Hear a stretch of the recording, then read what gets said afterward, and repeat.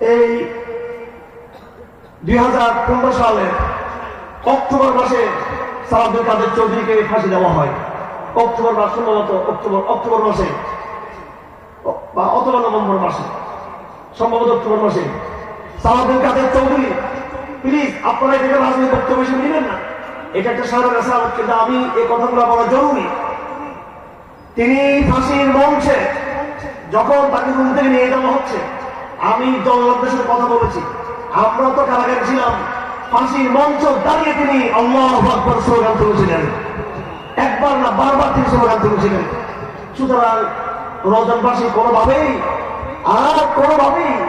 আওয়ামী লীগকে কষ্ট দেওয়া আপনাদের জন্য ঠিক হবে না। এটা রমজানবাসীর কলঙ্ক।